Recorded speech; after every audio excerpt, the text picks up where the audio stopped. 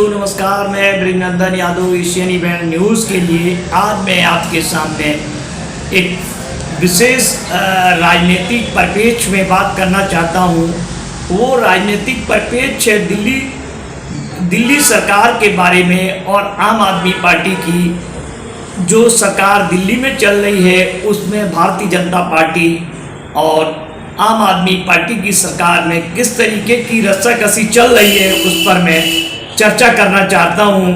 केंद्र की सत्तारूढ़ भारतीय जनता पार्टी जो है वो हर कीमत पर आम आदमी पार्टी की सरकार को, जिसके मुखिया अरविंद केजरीवाल हैं, उनकी सरकार को डिस्टेबलाइज करने की कोशिश कर रही है। चाहे वो कोई भी तरीका हो, किसी भी एक कारण हो, कोई ना कोई वो मौका ढूंढते रहते हैं कि दिल्ली सरकार को डिस्टेबलाइज किया जाए। उसका कारण अभी हाल में दिल्ली के मुख्यमंत्री अरविंद केजरीवाल ने जिस तरीके से अपने मकान को, अपनी कोठी का रेनोवेशन कराया, रेनोवेशन में 45 करोड़ रुपए का खर्च आया, जबकि दिल्ली भाजपा की यूनिट ने 45 करोड़ रुपए का एक मुद्दा उठाया। 45 करोड़ का मुद्दा जो है वो बहुत महत्वपूर्ण है, क्योंकि पब्लिक के टैक्स की मनी है। जो पब्लिक के टैक्स की मनी है वो यकीनन तो उसको खर्च, मतलब एक हिसाब से खर्च करना चाहिए, लेकिन जब जरूरत पड़ती है सरकारी कार्यों में या सरकारी रख रखाव में तो उन पैसों को खर्च भी किया जाता है।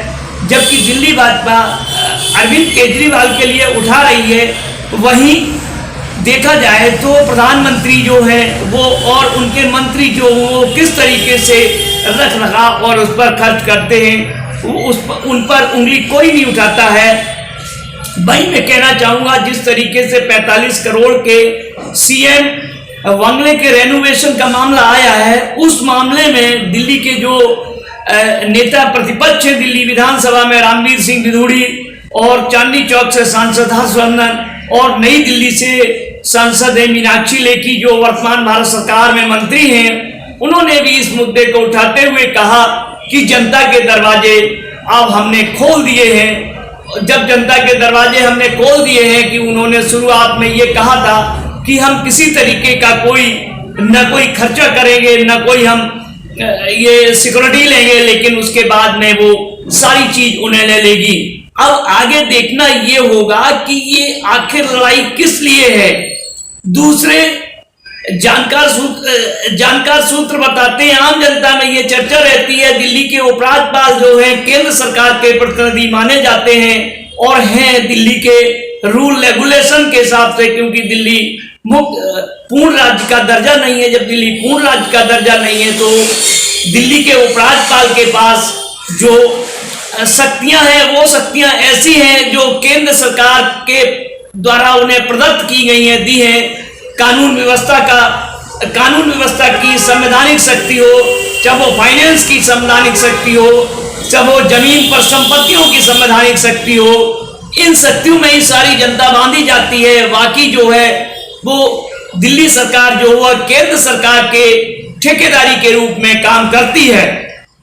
अब देखना होगा ये सारी जो रस्साकसी, सारी जो लड़ाई, राजनीतिक लड़ाई है, वो लड़ाई है आगामी 2024 के लोकसभा चुनाव को लेकर। इस वक्त भारतीय जनता पार्टी के पास 2019 में लोकसभा की 7 दिल्ली के अंदर 7 सीटें हैं, 7 सीटें भारतीय जनता पार्टी जीती थी।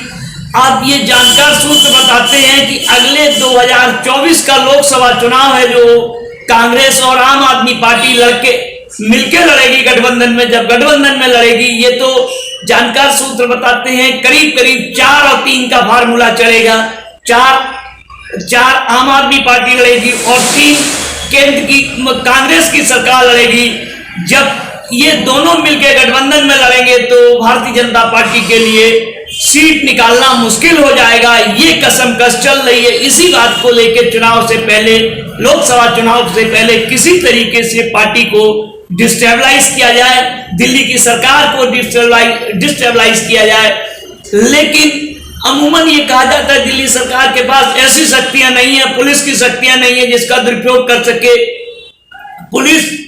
पुलिस केंद्र सरकार के पास है, इसलिए उसका दुरुपयोग नहीं हो सकता है। दूसरी तरफ राजनीतिक समीकरण साधने की कोशिश हो रही है। इस वक्त फिर पंजाबी लॉबी जो है वो दिल्ली में हावी दिखाई दे रही है। जो किसी जमाने में मदन लाल खुराना के साथ ओम प्रकाश कोहली थे, ये मल्होत्रा होते थे और इस तरीके से कई पंजाबी लॉबी के लीडर होते थे जो दिल्ली पे अपना वर्चस्व कायम रखते थे।